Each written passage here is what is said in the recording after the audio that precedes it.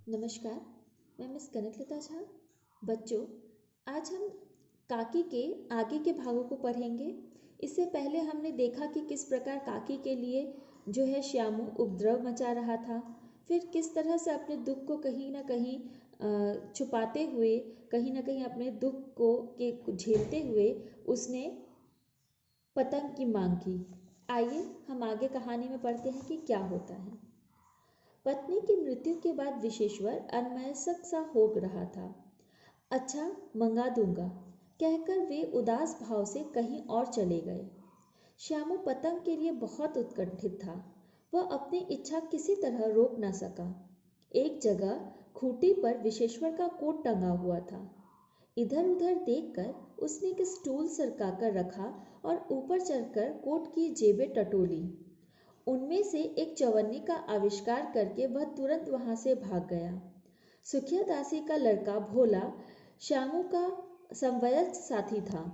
श्यामू ने उसे चवन्नी देकर कहा, अपनी जीजी से कहकर चुपचाप एक पतंग और डोर मंगा दो। देखो, खूब अकेले में लाना, कोई जान ना पाए।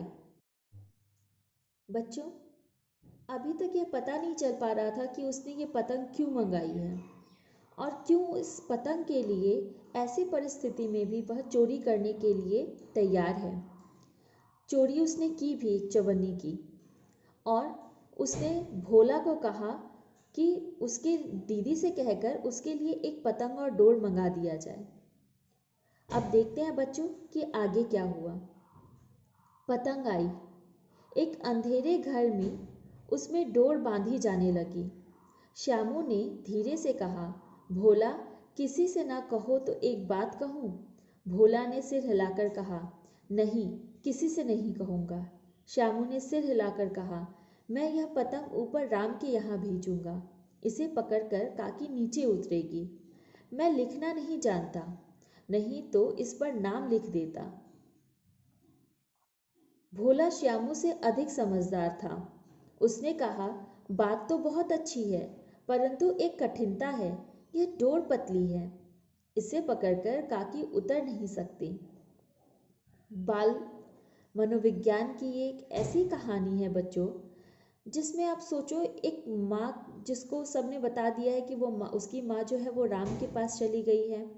राम के यहाँ से अपनी माँ को वापस बुलाने के लिए उसने आसमान में जो पतंग उड़ती देखी थी, उसे ऐसा लगा कि आसमान तक पतंग उतनी ऊंचाई तक जाती है, तो क्यों ना मैं अपनी माँ को इसी पतंग के ज़रिए नीचे लेकर आ जाऊँ और माँ के ज़रिए, इसी के ज़रिए माँ के साथ मैं अपनी बात कह पाऊँ। बच्चे कितने सरल और स्वाभाविक होते हैं। कैसे भोला ने श्यामू को समझाया कि इसकी डोर पतली है और काकी इसे पकड़कर ऊपर से नीचे नहीं आ पाएगी, इसलिए उसमें मोटी रस्सी चाहिए। आइए बच्चों, हम इसके आगे के भाग को पढ़ते हैं।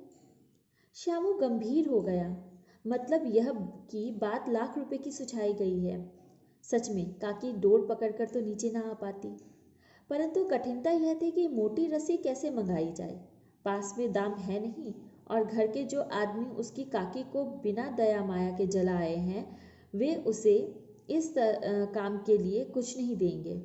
उस दिन श्यामू को चिंता के मारे बड़ी रात तक नींद नहीं आई।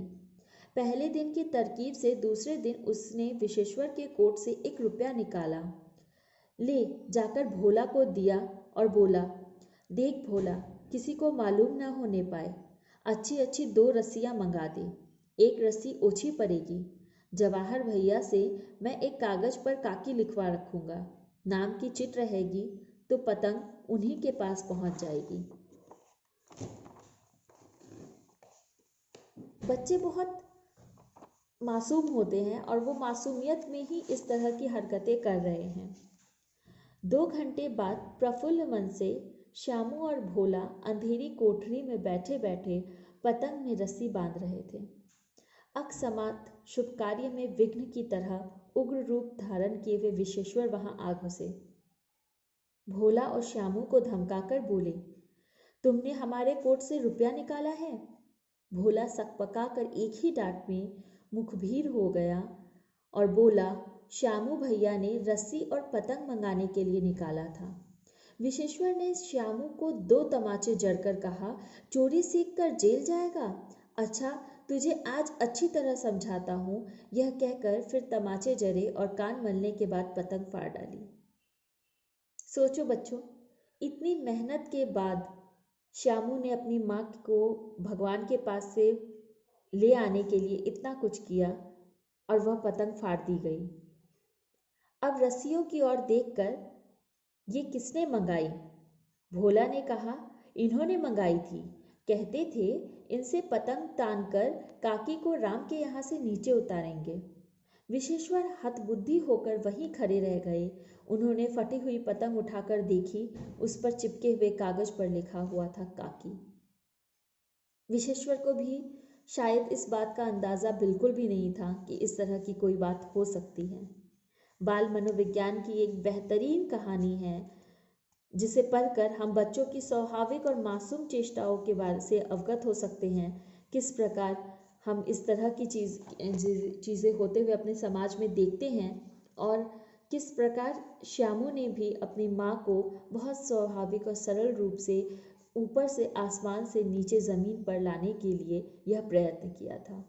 धन्यवाद।